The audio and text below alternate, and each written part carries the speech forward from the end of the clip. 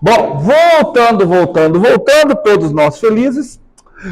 Voltando da última aula, da aula que estava aqui agora há pouco, nós já vimos. Vamos lá, hein? Agora eu quero todo mundo participando, que agora todo mundo já teve tempo de se refrescar. Nós vimos que o trabalho da força resultante produz uma determinada quantidade matemática. Essa quantidade matemática a gente convencionou chamar de energia cinética. Portanto, quando eu perguntar o que é energia cinética, você já sabe que ela está vinculada ao trabalho da força resultante. Tudo bem? A energia cinética, show. Vamos calcular o trabalho de mais uma força só. E aí os outros eu só vou mostrar as equações, mas o processo de cálculo é muito similar. Porque lá em mecânica clássica eu vou abrir o cálculo do trabalho de todas essas forças, discutir muito isso com vocês. Tá certo? Vamos calcular o trabalho, como eu estou considerando só casos constantes. Calcular o trabalho da força-peso. Calcular o trabalho da força-peso. Então vamos lá. Eu vou pegar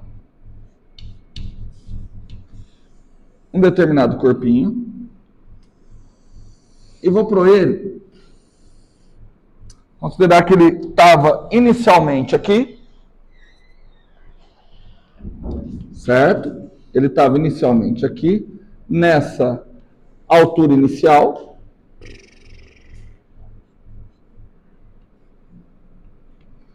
E aí, por ação da força-peso e da força normal, ele veio parar aqui, nessa posição, que eu vou colocar aqui desse lado, que é a altura final. Ok? Por que eu garanto que a força-peso realizou o trabalho? Porque se eu desenhar aqui, ó, cá está a força-peso, que eu estou supondo, e uma suposição muito boa, que ela é constante ao longo de toda a trajetória, e o deslocamento está aqui. Então você observa claramente que a força-peso, ela tem uma componente ao longo do deslocamento, então ela realiza trabalho. De acordo? E é esse o trabalho que nós vamos calcular agora. Ok? Eu poderia calcular o trabalho... Bom, poderia não, terei que calcular o trabalho da força-peso. Trabalho da força-peso. Eu vou ter que calcular o módulo do peso.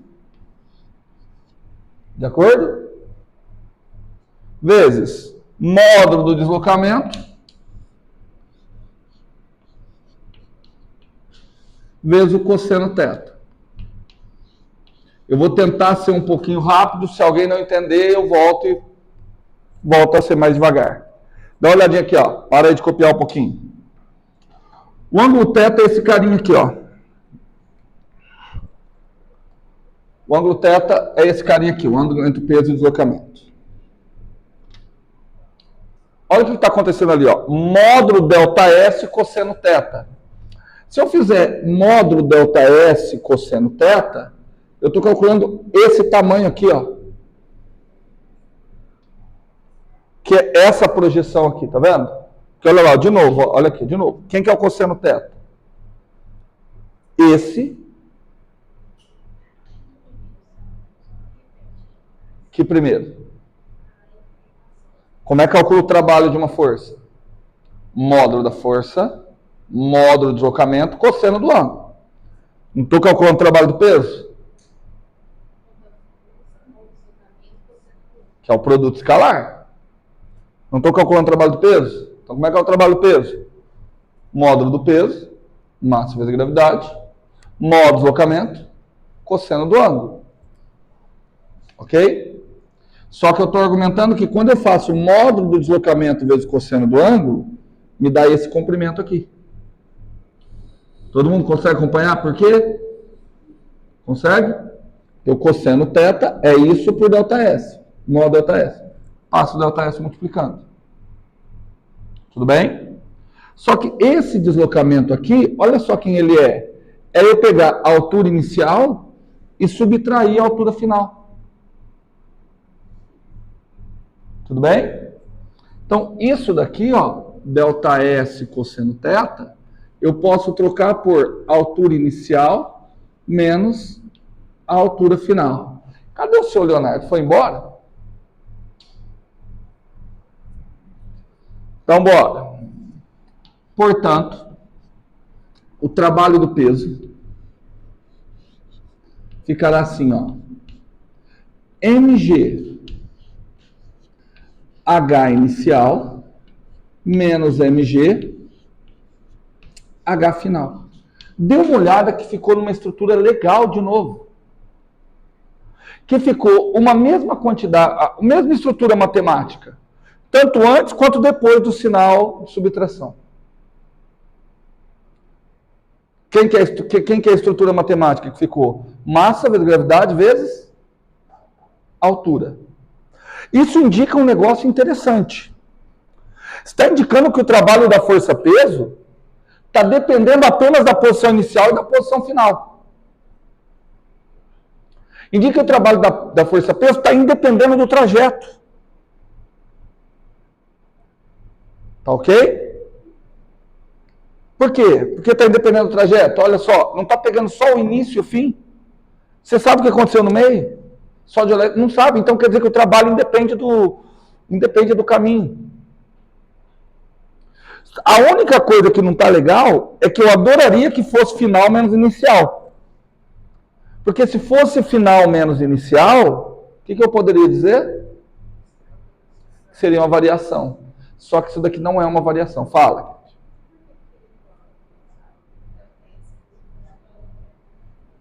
Eu perguntei se tá tudo certo, a senhorita falou que estava. Olha aqui. Acabei de falar, senhor, do atraso, porque nós já estamos mais na metade. Come rápido, vem comendo. Ó, aqui é esse tamanho, certo? Aqui está o ΔS, certo? Módulo ΔS. Aqui está o ângulo teto. Aqui está a alturinha que eu quero. Só que essa alturinha que eu quero, ela é tudo isso menos isso. Concorda? Então, essa alturinha que eu quero é H inicial menos H final. Entendeu? Eu quero essa alturinha. Certo? Concorda que essa alturinha é eu pegar isso tudo? Quem é isso tudo? E tirar esse pedaço. Quem é esse pedaço? H final. Certo? Então, quem é o cosseno? Cateto adjacente. Cosseno θ. Cateto adjacente. HI menos HF. Hipotenusa. Módulo ΔS. Passa o módulo ΔS multiplicando. Entendeu agora? Tudo bem? Mas eu quero focar de novo aqui no trabalho do peso. Fiz toda a manipulação matemática, percebi que o trabalho do peso deu uma expressão matemática no início, menos uma outra expressão matemática que é a mesma cara. E eu estava doido para que fosse uma variação, mas não é uma variação porque está inicial menos final. Então o que eu faço? Eu faço isso aqui, ó. Eu vou colocar menos, é o oposto de uma variação. Tudo bem? E essa quantidade que está variando, eu vou chamar de energia também. Só que essa energia não é associada ao trabalho da força resultante. Essa energia é associada ao trabalho de quem? Da força peso. Tudo bem? A força peso... E aí você olha que essa energia associada ao trabalho da força peso está dependendo do quê? Essa energia que está associada ao trabalho da força peso. Eu estou dando nome de energia para essa quantidade matemática. Ela está associada a quê? A massa, a gravidade e a altura. A energia está associada à massa, à gravidade e à altura. Então quer dizer que todo corpo que esteja a uma determinada altura, ele detém essa energia. Certo? Quer dizer que todo corpo que está a essa determinada altura, a força-peso pode realizar um trabalho sobre ele. De acordo? Por isso essa energia, eu vou chamar de energia potencial. Potencial de poder. De ter potencialidade. Tudo bem? Então eu vou chamar essa energia de energia potencial gravitacional. Então quando eu perguntar o que é energia potencial gravitacional, qual que é a resposta? É a energia produzida, ou para melhorar o que o Leandro queria, relacionada ao trabalho da força-peso. Tudo bem? E o que o trabalho da força-peso faz?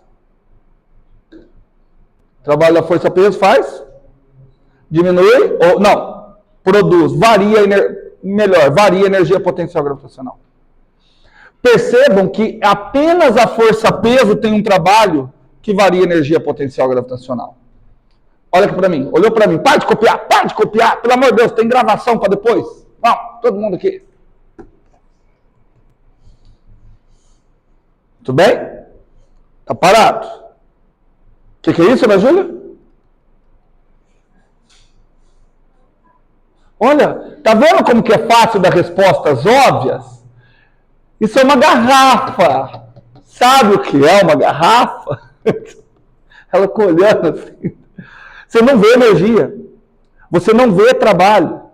Por quê? Porque isso são abstrações matemáticas, igual você não vê número. Você não precisa ver o número 2 para entender o que ele significa. Tudo bem? Então, olha lá. Com relação ao chão, porque se tem altura, olha de novo. A altura é com relação a alguma referência. Então, com relação ao chão, tem energia potencial? Sim, porque tem massa, tem campo gravitacional e tem altura. Aí eu venho e faço aqui, ó. Eu realizei um trabalho. Olha só, para nós agora, realizar trabalho é transferir energia. Se eu realizei um trabalho, olhando para cá, que energia que eu transferi para esse sistema? Não. Eu gosto disso. Não, tá errado, já era, fora da sala, não pode errar aqui. Sabe por que não é potencial? Quem é que realiza trabalho que produz energia potencial?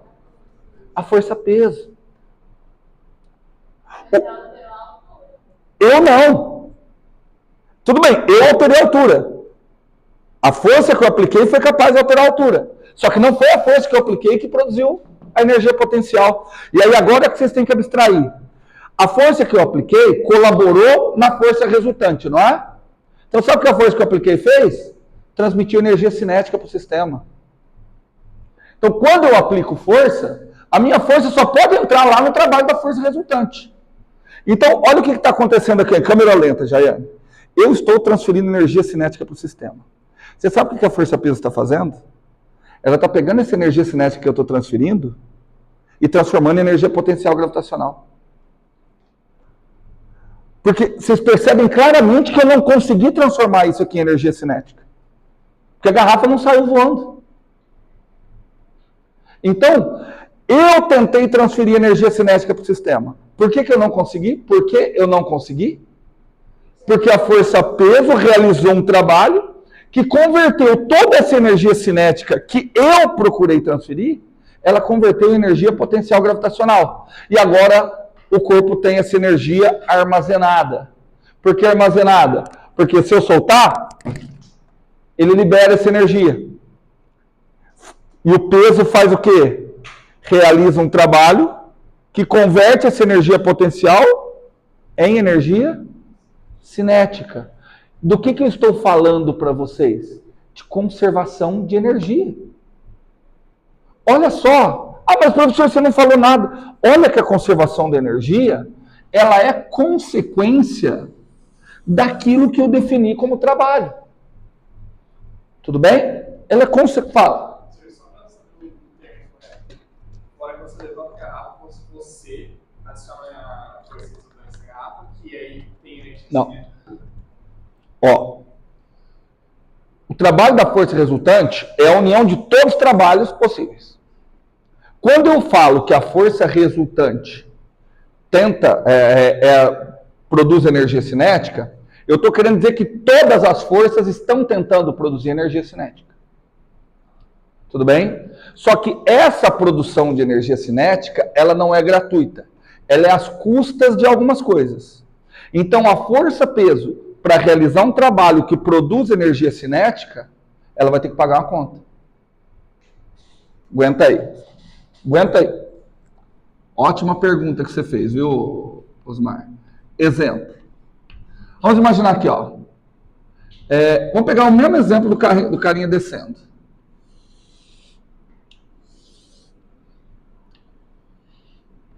Prometo que é a única vez que eu vou desenhar vetor agora. Que força que está atuando nesse sistema? Força-peso. Que outra força? Força normal. Não estou considerando atrito. Portanto, se eu quiser calcular o trabalho da força resultante, como é que eu vou calcular o trabalho da força resultante? É o trabalho da força-peso, mais o trabalho da força normal. Ah, mas eu não preciso decompor? Por que agora eu não preciso decompor? Porque eu optei por produzir uma grandeza escalar. E grandeza escalar não tem direção. Trabalho é um escalar. Viu como que me simplifica a vida? Então agora, o trabalho da força resultante é simplesmente o trabalho da força-peso mais o trabalho da força normal. Com um detalhe. A força normal é perpendicular ao deslocamento. Se ela é perpendicular ao deslocamento, qual é o trabalho que ela realiza? Zero. Acompanharam? O que você não acompanhou?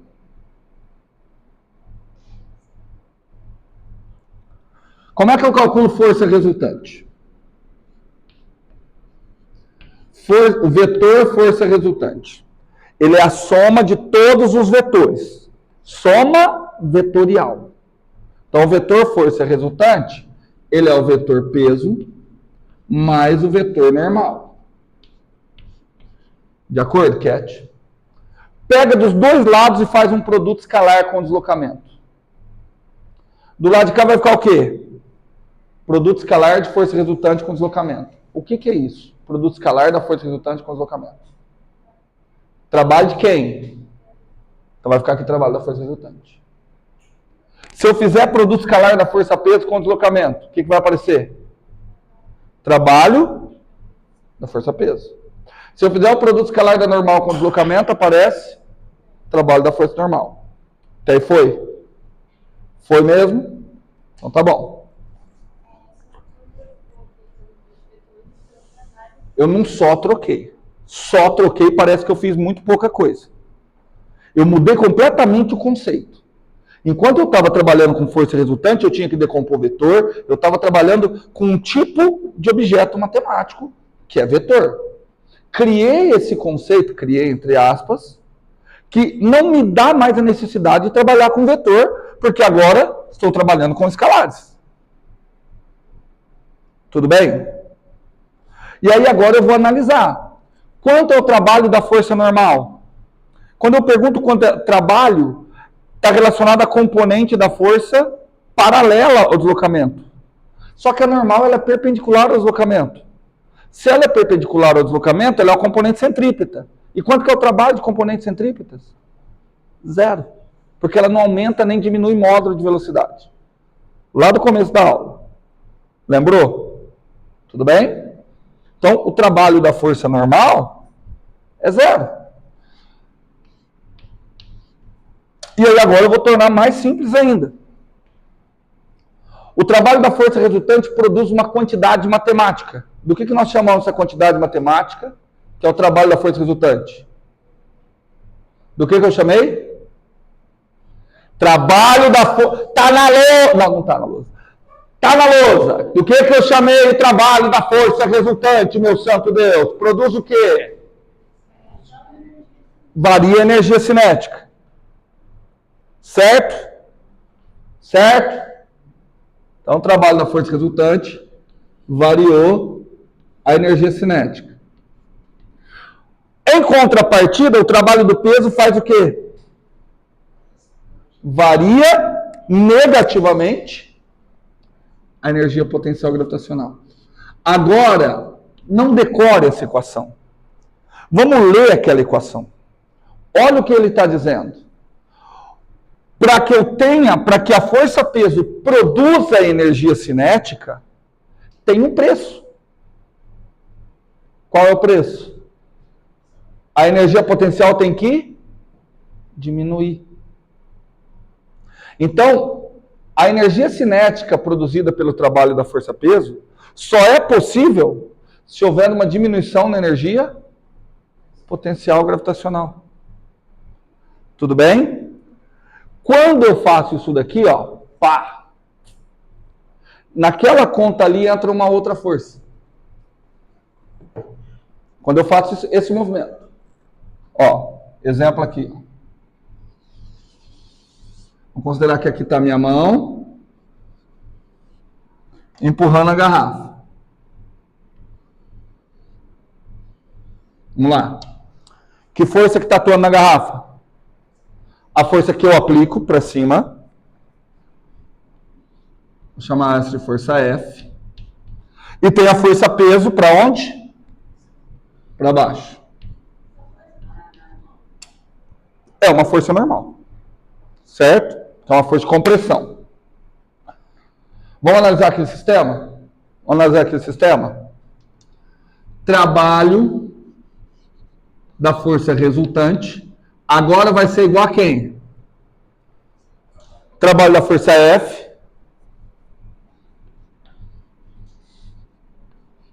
mais trabalho da força peso. De acordo? A força resultante realiza um trabalho que varia quem? Energia cinética. A força que eu aplico realiza um trabalho que faz o quê? Eu não sei, porque eu não analisei diretamente. Então, pode dizer, ó, de qualquer forma, ela tenta produzir energia cinética. Eu só não sei as custas do quê. Entendeu? E o trabalho do peso? Varia o quê? Energia potencial. Só que assim, quando eu falo o trabalho do peso varia energia potencial, o trabalho do peso também varia energia cinética, porque ele compõe a força resultante. Quando eu falo que o trabalho do peso varia energia potencial, estou querendo dizer, esse é o preço para ele produzir energia cinética. Aqui eu ainda não sei o preço. Eu só sei que se eu levanto as coisas muito, eu fico mais cansado. Então o preço pode estar relacionado a um fator biológico. Certo? Poderia ser lá, chamar isso de energia química. Tudo bem? Entendido? No caso, vamos escrever, ó. O trabalho da força resultante varia energia cinética. O trabalho da força-peso varia negativamente energia potencial gravitacional. Só que quando eu levanto a garrafa, quanta energia cinética ela tem agora, com relação a vocês? Quanto? Gente que demora para falar que é zero. Zero, está parado. Levantei. Quanto de energia cinética ela tem agora? Quanto? Zero, ainda está parado. Quanto variou a energia cinética? Zero. Variou a energia cinética? Não variou a energia cinética? Zero. É igual ao trabalho da minha força menos a variação da energia potencial. E aí agora eu interpreto dessa forma. A força que eu apliquei realizou um trabalho que tentou transferir energia cinética. Só que ela não conseguiu. Por quê? Porque o peso fez o quê? Converteu toda essa energia cinética em energia potencial. Tudo bem? Tudo bem? Vamos analisar esse movimento aqui, ó. Não. Tudo o que aconteceu, vamos lá. Primeiro, eu realizei um trabalho e eu consegui transferir energia cinética para o sistema. Tanto que ele sai da minha mão com uma certa velocidade, ok? Da onde que ele conseguiu essa energia cinética? Do trabalho realizado Pela força que eu apliquei. Tudo bem? Mas vamos analisar a partir do momento que ele sai da minha mão. A partir do momento que ele sai da minha mão, a única força que está atuando passa a ser a força peso. O que a força peso vai fazendo? O deslocamento para cima e o peso para baixo. Ela realiza um trabalho que faz o quê? Diminui a velocidade, ou seja, diminui a energia cinética. Mas se ela diminui a energia cinética, se isso aqui fica pequeno, isso daqui fica grande. Então a força peso realiza um trabalho que converte energia cinética em energia potencial gravitacional. Até o momento que ela chega aqui em cima. Depois que ela chega aqui em cima, o que ela faz? Cai, show, para, show. Mas o que ele passa a fazer? O peso passa a realizar um trabalho que converte a energia potencial que foi armazenada. Até outra maneira mais legal. A força peso pega essa energia cinética durante a subida e armazena na forma de energia potencial gravitacional. E aí quando ela chega aqui em cima, toda essa energia que está armazenada, a força peso realiza um trabalho que a converte novamente em energia cinética. É um negócio que a gente olha para o passado, depois que tudo aconteceu. Quase. Exato. É isso. A gente avalia instante inicial e instante final. Porque se você mexer aqui agora, de outra forma, escrito naquela forma, eu quis mostrar isso para vocês, essa transformação de energia. Trabalho de uma força é a transformação de energia. Como toda força faz parte da força resultante, toda força tenta transmitir, transformar energia cinética. Agora, qual é o tipo de energia que ela tenta transformar? A força peso transforma energia cinética em energia potencial gravitacional. A força elástica transforma energia cinética em energia potencial elástica. A força elétrica transforma energia cinética em energia potencial elétrica. Está vendo que todas têm um nome potencial? Certo? Mas outra forma de eu escrever, vamos fazer o seguinte. Guardaram aqui? Tá, então guardou. Então vamos fazer o seguinte, ó, já vou contar para vocês. Não quero que vocês se prendam às equações, tá? A força-peso tinha uma característica que o trabalho dela só dependia da posição inicial e da posição final.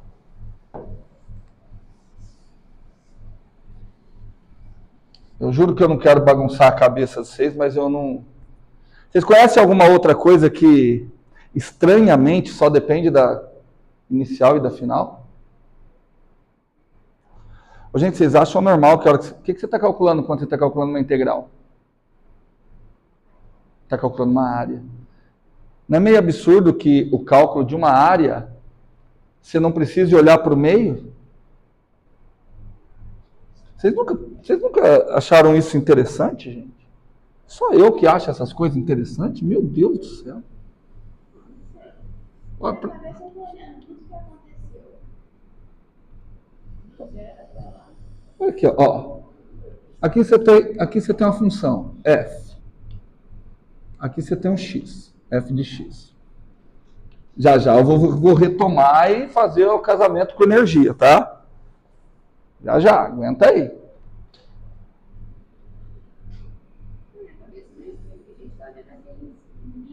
Não, meu filho, presta atenção.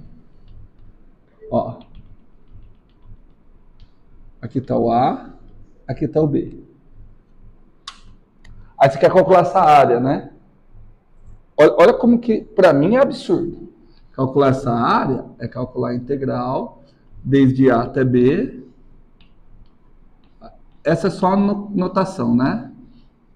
F de x dx. Como é que é calculada essa área mesmo?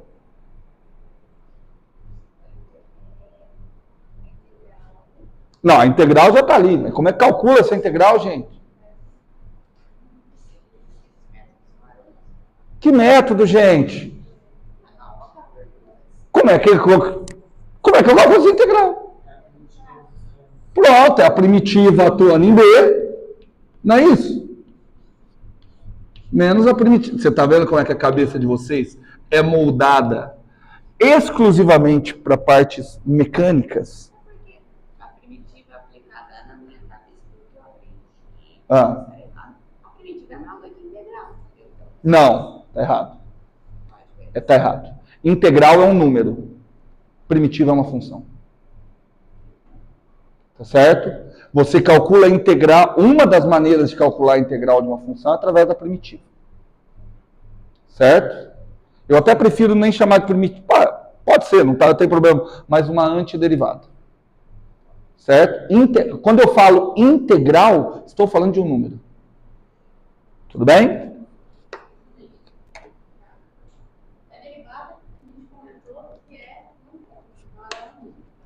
Nossa, olha que show. É um número. A derivada é num ponto. Só que eu posso entender a derivada também como uma função. Porque eu entendo a derivada como uma função, porque a cada ponto ela vai associar um valor de inclinação. Então não há problema falar a derivada da função, porque eu estou entendendo a derivada como função. Certo? Já não faz sentido eu falar uma integral como função. Aí é uma primitiva.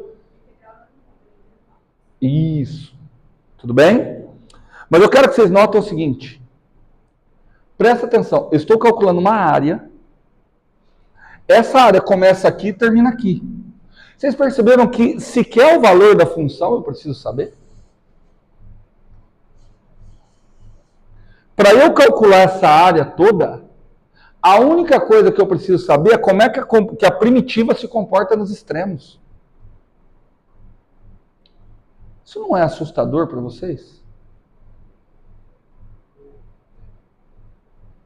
Pensa bem. Você não precisa saber como é que a função se comporta no meio. Na realidade, eu não preciso nem te apresentar o gráfico. Se eu te der uma função qualquer, vou inventar uma função aqui, ó. Pega essa função aqui, ó. F de x igual a x ao cubo menos x quadrado. Ninguém consegue sequer imaginar o gráfico dessa função. Você não consegue. Mas se eu pedir para você calcular a integral, que é a área dessa função, desde 0 a 1, você calcula. Tá? 1/4 menos meio. Bem, estou fazendo de cabeça. 1/4 menos meio. Deu uma área negativa, quer dizer que ela está lá embaixo. Deu menos meio. Certo? Menos meio quer dizer que nesse trecho ela está na parte negativa. A área da quadra deu 1/4. Não é, porque ó, entre 0 e 1, x ao cubo é menor que x quadrado. Faz todo sentido. Tudo bem? Olha só. Eu só olhei para os extremos. Tá certo? O que eu estou querendo mostrar com isso? Presta atenção que quando eu falo em energia, está valendo quase que a mesma coisa. O trabalho da força-peso, o que aconteceu com o trabalho da força-peso? Como é que ele foi? Ele foi menos uma variação. Tudo bem? Eu vou trazer o menos para cá, porque ele vai virar uma variação. Vai ficar o final menos o inicial. Presta atenção. O trabalho da força-peso, presta atenção. O trabalho da força-peso segue a mesma ideia de integral. Que independe do meio, independe do que acontece no caminho. Só depende do que acontece nos extremos. Sabe o que isso significa? Sabe o que isso significa? Que o trabalho da força-peso vem de uma integral. Sabe o que isso significa? Que a força-peso é alguma derivada. Porque se eu colocar que o trabalho da força-peso vem de uma integral, aqui está a primitiva, né? Quem é a primitiva da força-peso? A energia potencial. Certo? A força-peso é a derivada da energia potencial. Com que varia a força-peso? Com a altura. Então você pode escrever isso aqui, ó. A força-peso é menos a derivada da energia potencial em relação à altura.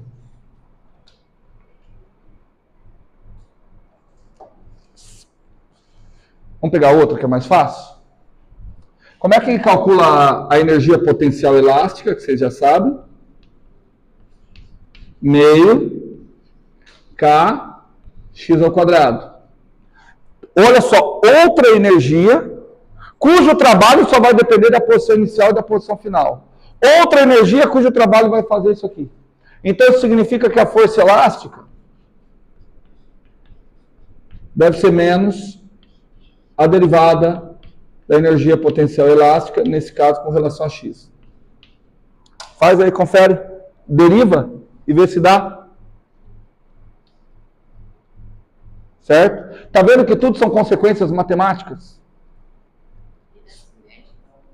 Da cinética tem outra coisa. Não faz sentido porque eu não estou falando do trabalho de uma força específica. Eu não estou falando de uma energia específica. Eu estou falando do trabalho da ação de um conjunto de forças. Essas forças são chamadas de forças derivadas. Não preciso dizer o nome, né?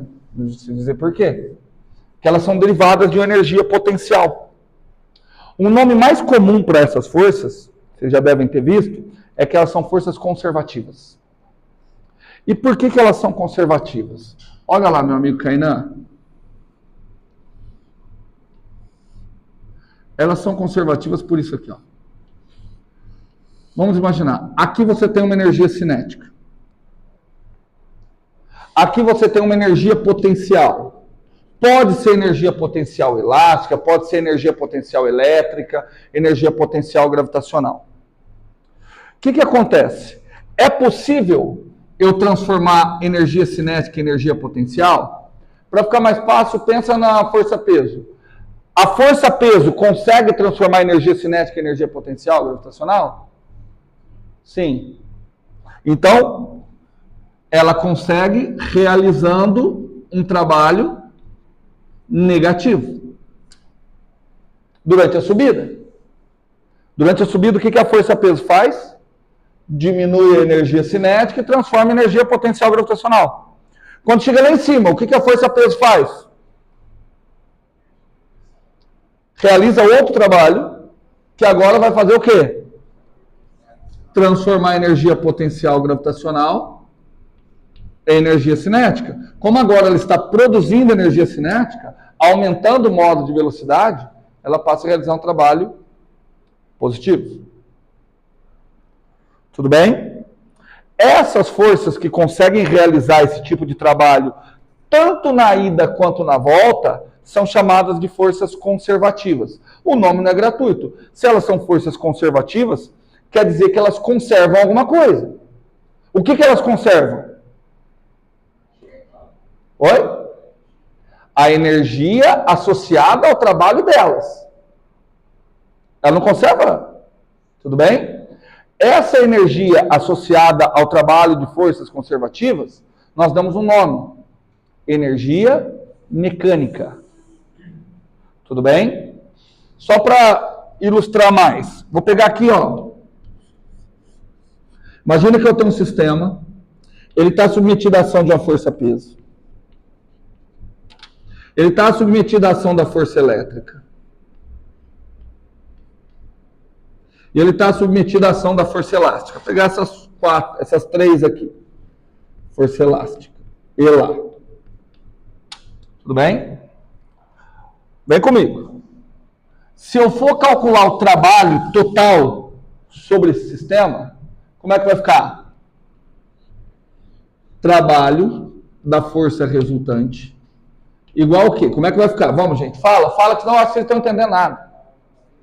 Trabalho do peso, mais trabalho da força elástica, mais trabalho da força elétrica. Tudo bem? Trabalho do peso, mais trabalho da força elástica, mais trabalho Elá da força elétrica. Tudo bem?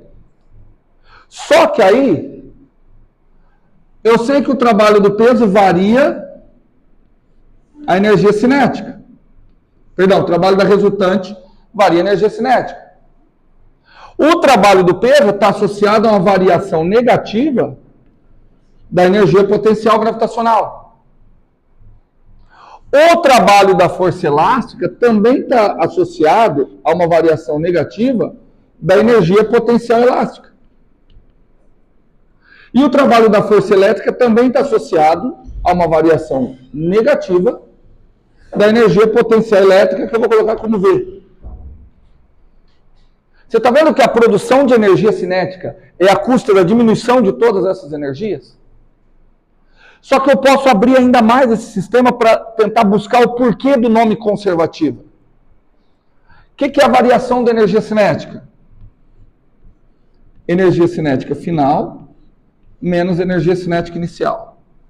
Ô, Léo, você não está falando nada, você está acompanhando? Mesmo? Não, um pouquinho, mas estou não. O que você não está acompanhando? Então tá, então não fala que é um pouquinho. Não, do teu jeito. Se o teu jeito for errado, não serve. Então vamos lá. Quem é menos a variação da energia potencial? É uma variação com sinal oposto. Então é energia potencial inicial menos final. Aqui é a mesma coisa. Mais energia potencial elástica inicial menos energia potencial elástica, né? Final. E a mesma coisa aqui. V inicial menos V final. O que eu vou querer fazer agora? Deixar tudo que é final de um lado e o que é inicial do outro. Então aqui o K final fica. Só que o K inicial aqui está negativo. Jogo para o outro lado. O inicial fica. O final vem para cá. Energia potencial elástica. Vou deixar só E. Inicial fica. Final vem para cá. Olha o que você obteve. O que você obteve? A soma das energias no fim foi igual à soma das energias no início. Então tem uma coisa no fim que é igual a uma coisa no início. Sumiu nada. Ah, faltou ver, né? Faltou ver, né? Mais VF mais VI. Agora melhorou, né, Maria? Tudo bem? Olha que coisa show de bola, cara. O que eu quero que vocês percebam? Tem algum misticismo aqui em termos de energia? Ou é só consequência matemática de uma definição? É uma consequência matemática de uma definição. Certo? E presta atenção que a conservação da energia, ela é sempre válida? Não.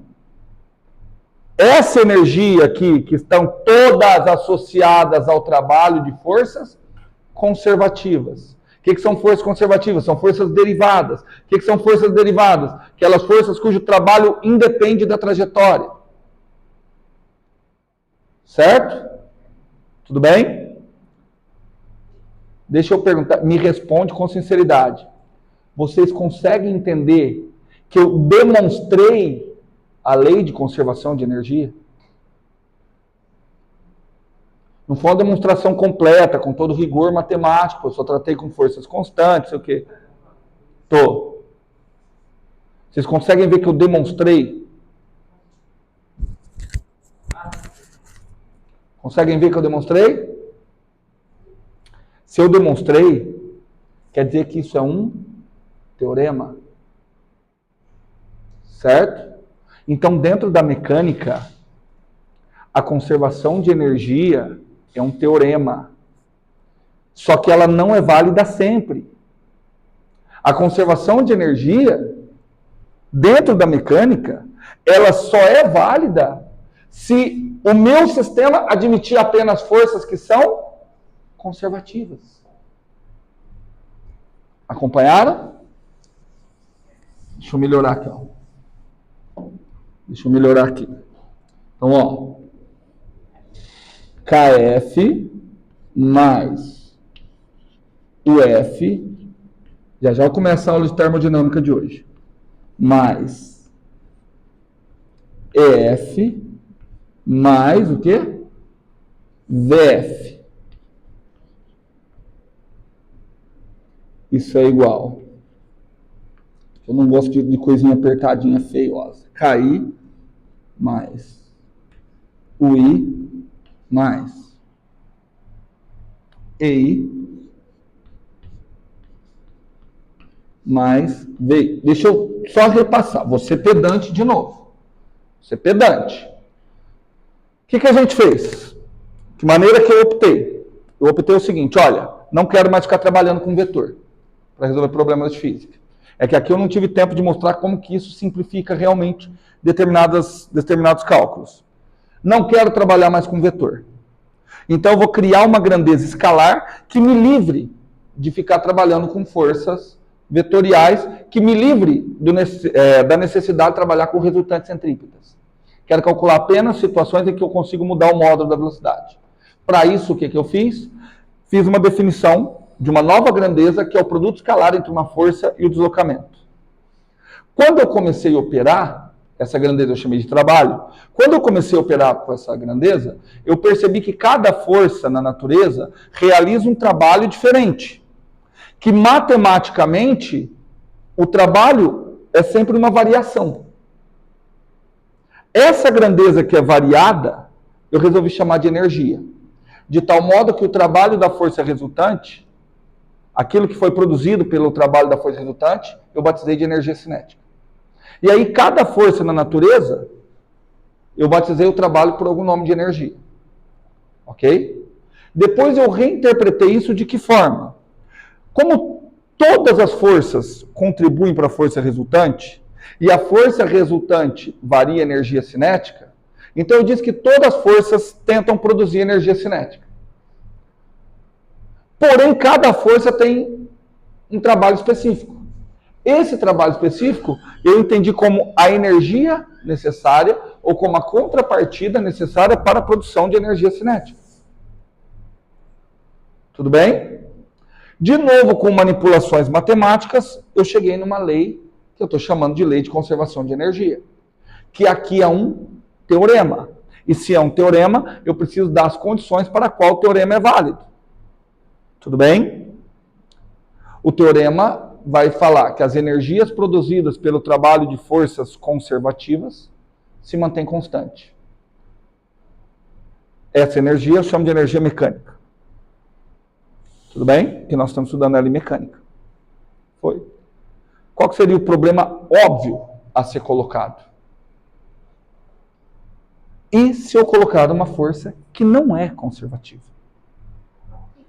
Como é que fica esse teorema? Como é que fica o teorema? Vamos colocar um atrito aqui? Espírito de porco? Coloquei o atrito. Pronto, agora o teorema não é válido mais. Por que agora o teorema não é válido mais? Porque o trabalho do atrito, diferente do trabalho dessas forças, o trabalho do atrito depende do deslocamento, depende do caminho. Olha só. Gastou um tanto de energia. Saiu daqui e foi para lá. Se ele fizesse isso com esse outro caminho, gastou o mesmo tanto de energia? Não. De outra forma, o atrito realizou um trabalho que converteu a energia cinética em algum tipo de energia, certo? Ele consegue devolver essa energia? Depois do corpo parado. Olha lá, ó, atrito. Ó. Atrito vai realizar trabalho. Ó. Eu vou transferir energia cinética para o apagador. Pá, transferi. Saiu. Quem é que retirou essa energia cinética dele? Trabalho do atrito retirou essa energia cinética. Transformou em quê? Não sei. Mas o atrito vai realizar o trabalho que devolve essa energia cinética para o sistema? Não. Então ele não é uma força conservativa. Entenderam? Se ele não é uma força conservativa, eu não consigo atribuir uma energia potencial ao trabalho do atrito. Não existe ninguém que, se eu derivar, eu volto para o trabalho do atrito. Tudo bem? Se ele não é uma força conservativa, eu vou chamar ele de uma força dissipativa. De dissipar, de jogar fora a energia. Então, para o atrito, quando entram essas forças, eu não consigo mais colocá-las no teorema. Eu até consigo deixar o teorema melhorzinho, porque matematicamente basta eu chegar aqui, olha só, acompanha aqui comigo, basta eu chegar aqui e adicionar o trabalho do atrito.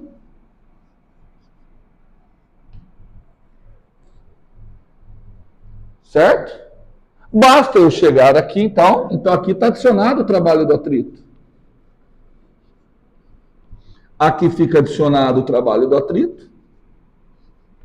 E aqui fica adicionado o trabalho do atrito. Tudo bem? E aí eu tenho um outro teorema.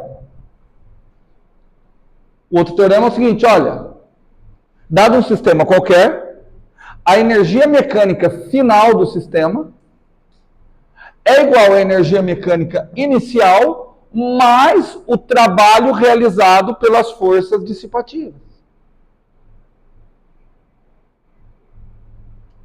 O que a termodinâmica vai fazer? Nós não vamos explicar, porque nós vamos, em termos matemáticos, nós vamos dar um passo para trás. Porque isso aqui eu provei como teorema. Agora nós vamos fazer um axioma. Quer dizer, eu vou tomar isso como verdade para a criação de todas as próximas leis na termodinâmica, que é a primeira lei da termodinâmica. Você sabe o que eu vou fazer? Você está percebendo que eu estou falando trabalho do atrito, trabalho do atrito, trabalho do atrito, trabalho do atrito, e não estou falando em energia nenhuma? Pronto, a termodinâmica nós vamos assumir uma energia. Qual o nome que nós vamos dar para essa energia? Energia interna. O calor. Certo? E aí, tudo que isso que eu fiz aqui, que eu mostrei como teorema, a partir de agora não é mais um teorema. A partir de agora é um axioma. Então, a primeira lei da termodinâmica, ela pega tudo isso que eu fiz e fala, cara, vamos colocar isso como axioma. Vamos considerar que as forças dissipativas também transmitem uma determinada energia para o sistema. Ok? Mas que energia que nós vamos, que é essa? Vamos chamar de calor? Vamos chamar de energia interna? Já sei que o calor é uma forma de energia. É uma forma de transferência de energia. Certo? Então, olha só. Eu vou chamar, vamos colocar aqui, ó. Agora sim. A primeira lei da termodinâmica. Ela veio primeiro do que a ideia de equilíbrio térmico. Só que viram que ela era necessária. Primeira lei da termodinâmica. Aqui é um ponto, cara, que é assim, vocês vão ver que eu poderia ter começado a aula, deixa eu acabar aqui, peraí, dinâmica. Eu poderia ter começado a aula apresentando essa equação e indo para exercício. Por que eu optei que não? E eu sei que assim, quando a gente vai para isso, a gente não tem a noção do salto conceitual que a gente está dando. De novo, matematicamente parece que nós estamos regredindo, porque uma matemática boa é uma matemática com o mínimo possível de axiomas. Com poucos axiomas você vai ter muitas conclusões. Então, pô, isso daqui, olha só, isso daqui era uma conclusão, era uma coisa que era demonstrável. Eu estou retirando isso. Então, eu vou para a primeira lei da termodinâmica da seguinte forma. Eu vou associar o trabalho do atrito, eu vou associar o trabalho de forças dissipativas à energia interna. Qual que eu passo a seguir? Se eu estou falando que o trabalho do atrito produz energia interna, qual é o próximo passo? Como é que eu calculo a energia interna de sistemas? Dá um exemplo, Cat, você que está quase dormindo. Põe o braço para fora. Nossa, ainda bem que eu falei o braço. Não, mais. Ó. Vou realizar um trabalho. Para você que está em casa, estou realizando um trabalho sobre o braço da Cat. Descreve aí o que está acontecendo no teu braço, Cat. Não. O que você está sentindo no braço? Não. Imagina que você está no médico. Você não está na aula de física. O que você sentiu no braço depois desse esfregão? Esquentou. Pronto. É o mais... Você imagina o médico. O que você sentiu? O médico dá uma injeção. O que você está sentindo? Você está aplicando uma força numa área pequena. Portanto, a pressão está... Ela sentiu que esquentou. Ok? Fisicamente, o que aconteceu? Que é o que a Cat começou a falar. Eu realizei um trabalho. Eu não, né? Qual é a força que eu apliquei sobre a Cat que realizou um trabalho? O atrito. Só que eu não tenho nenhuma energia associada ao trabalho do atrito. Certo? Tudo bem? E aí a Cat fala assim, ó, professor, a única coisa que eu senti é que esquentou. Esse esquentou eu vou associar uma energia interna. Como é que eu calculo a energia interna? Vamos outro? Que energia que tem aqui? Energia potencial. Gente, vocês não sabiam que eu ia soltar? Para avaliar o trabalho? O que aconteceu com a energia potencial? Força-peso realizou um trabalho. Fez o quê? Converteu energia cinética. E depois? Pancada no chão. A força normal realizou o seu trabalho. Desapareceu a energia cinética. Então ela converteu em alguma forma de energia. Na termodinâmica nós vamos chamar essa energia de energia interna. Como que nós vamos calcular ela? É um problema. Entenderam? Cada sistema... Cara, isso é alvo de mestrados e doutorados. Como você calcula a energia interna de determinados sistemas. Certo? Imagina, por exemplo, um sistema elétrico. Você precisa saber calcular a energia interna. Uma fonte para energia solar. Porque você precisa entender de que maneira que essa energia interna é armazenada. Vou dar um exemplo de que engenheiros mecânicos, com certeza, ficam muito ricos com isso. Já ficaram, né? Que era na Fórmula 1. O carro de Fórmula 1 está em alta velocidade. O que acontece numa curva? O que acontece aqui na curva? Vou falar passo a passo, que como todos ficam em dúvida, por mais que eu como o rabo de vocês, eu entendo que a minha maneira de explanar não está sendo clara. Eu entendo isso, tá? Só que eu não posso ficar bravo comigo mesmo. Presta atenção. Se eu estou falando alta velocidade, então pensa, eu quero saber sobre o módulo da velocidade. O que acontece com o carro na hora que ele chega na curva? Não. Estou falando de módulo só. Ele diminui o módulo da velocidade. Tudo bem? Como é que ele diminui o módulo da velocidade? Resposta simples agora. Pisando no freio. Se ele pisa no freio, então está tendo um trabalho. Alguma força está realizando um trabalho. Está convertendo energia cinética em quê? Não sei o que é ainda. Energia interna. Certo? Como é que eu vou calcular essa energia interna? Porque calor... Olha que interessante, só vou corrigir o Osmar, que é interessante. Ele falou que é calor. Mas de que maneira que a gente definiu calor? Energia em trânsito motivada pela diferença de temperatura. A energia que está aparecendo nessa frenagem está sendo motivada pela diferença de temperatura? Não. Então, a menos que a gente... Entendeu? A menos que a gente modifique a definição de calor, isso daí não é calor. Quando vocês falar o atrito produz calor, não. Não posso falar isso. Porque eu trabalho... Calor é energia em trânsito motivado pela diferença de temperatura. Certo? Tudo bem? E aí, na Fórmula 1, o que fizeram? A partir do momento que você entende, quando eu falo assim, como calcula essa energia interna, eu estou falando assim, de que parâmetros que ela depende. Ela depende da massa, ela depende da velocidade inicial, ela depende da densidade de algum fluido. A partir do momento que você entende ela, você pode fazer algum esquema para reaproveitá-la. Não na sua totalidade. Porque aí a gente vai chegar ainda lá na segunda lei da termodinâmica, porque é impossível reaproveitar a energia fruto do trabalho de forças dissipativas na sua totalidade. Tá? Mas os caras descobriram a maneira de reaproveitar uma pequena parte dessa energia na frenagem. E eles armazenavam ela. Sim, também. Em placas de capacitores. E aí, assim, durante 4, 5 voltas, 10 voltas, ele armazenou, tinha um botãozinho, a hora que precisa de uma ultrapassagem, ele aperta, libera toda essa energia que estava armazenada e dá mais potência para o carro. Não. Por quê?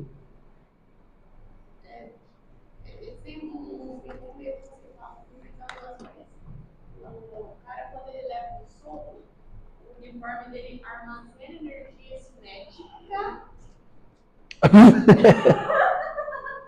Entenderam o que ela falou, né? Como é que um corpo armazena energia cinética? Aí ele libera depois na forma de função. Entendi. Mas você sabe que existem, por exemplo, eu trabalhei com material e não vou falar do material que eu trabalhei. Eu conheci muita gente que trabalhava com material que chama material piezoelétrico. Piezo vem de pressão, tá? Piezoelétrico é o material que quando você pressiona, ele gera um campo elétrico. Ele, sobre pressão, ele cria um campo elétrico. Se a gente, olha que eu estou pensando na maneira mecânica. Se eu pensar da maneira física, sob pressão teve força. Se teve força e aplicou deslocamento, teve trabalho. Esse trabalho mecânico foi convertido, armazenado na forma de energia potencial elétrica. Por isso que apareceu um campo elétrico. Tá? Isqueiro faz isso. Como é que você faz para acender um isqueiro? Você tem um piezoelétrico ali. Então existem alguns projetos, mas acho que eles são muito rudimentares ainda, em pista de dança, você fazer uma pista só com material piezoelétrico. Porque o povo está dançando, está pisando, ele está tentando. Só que, de novo, não é um trabalho advindo de forças conservativas. É um trabalho advindo de forças dissipativas. Então você não vai conseguir armazenar essa energia na sua totalidade. Tudo bem? Ok? Então, só voltando aqui. Vamos aplicar a primeira lei da termodinâmica. Tá? A primeira lei da termodinâmica, ela vai juntar assim, ó.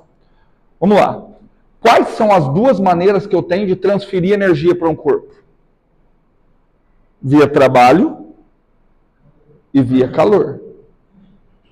Tudo bem? Tá? Eu vou colocar numa forma que eu acho mais simples. Primeiramente. Já viram que talvez quando você esquenta algumas coisas, o que acontece quando você esquenta? A primeira coisa que a gente aprendeu. Quando você esquenta, as coisas dilatam. Se elas dilatam, tem deslocamento. Se tem deslocamento, é porque teve trabalho. Certo? Porque para as coisas dilatar, precisou ter uma força, e essa força causar um deslocamento. Eu não falei isso naquele momento, mas isso é necessário. E esse trabalho foi realizado às custas do calor que foi fornecido. Tudo bem? Então, a primeira lei da termodinâmica, eu estou tentando dar eu não estou demonstrando, eu estou dando uma justificativa, que nós vamos aceitá-la como axioma. Tudo bem? Primeira lei da termodinâmica, vou falar? Ela diz o seguinte: a quantidade de calor fornecido para o sistema, parte o sistema utiliza para realizar trabalho. Entendem isso? Oi? Que é a quantidade de calor. A quantidade de calor fornecida para um determinado sistema, parte o sistema vai utilizar para realizar trabalho. Seja dilatar, seja mover. Por exemplo, no motor a combustão. Aquilo ali é calor. que realiza o trabalho, que faz o quê? Permite que o carro ande. Mais uma outra porcentagem que é utilizada para variar a energia interna do sistema. Convecção também é trabalho. Tem força? Tem deslocamento? Tem. Tem trabalho. Certo? Tem transferência de energia. Se tem transferência de energia, tudo bem? Eu apresentei nessa forma para que vocês entendam a formulação, mas em livros, como é um axioma, então não faz sentido a gente ficar questionando, em livros, a primeira lei da termodinâmica ela vai aparecer nessa forma, ó. Quantidade de calor menos o trabalho é igual a variação da energia interna. Deixa eu melhorar a minha fala.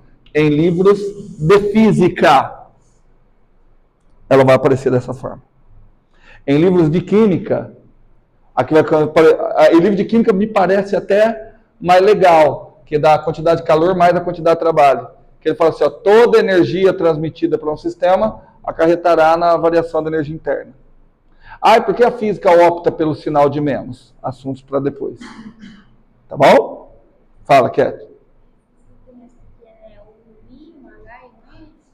Int de interna. Tá certo? De novo, isso daqui é tomado como axioma. Então, a partir de agora, qualquer energia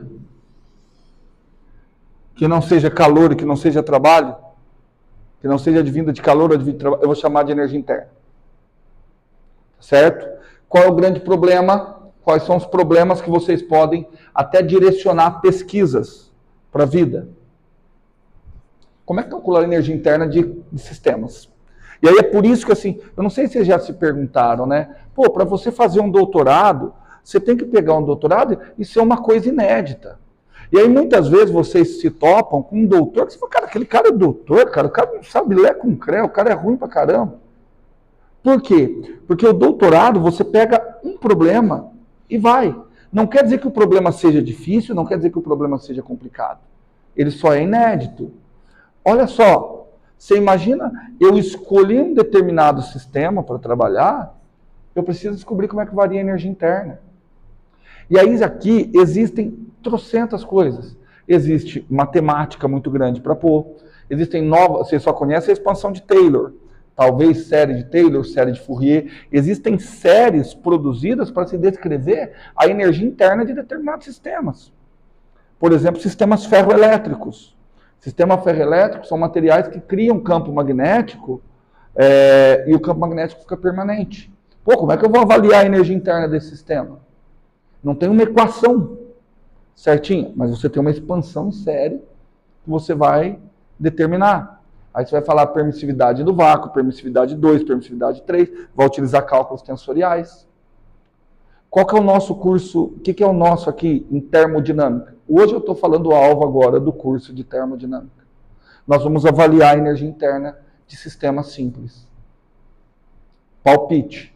Qual é o sistema mais simples que vocês acham para a gente avaliar energia interna? Gás ideal. Por isso que se estuda tanto o gás ideal.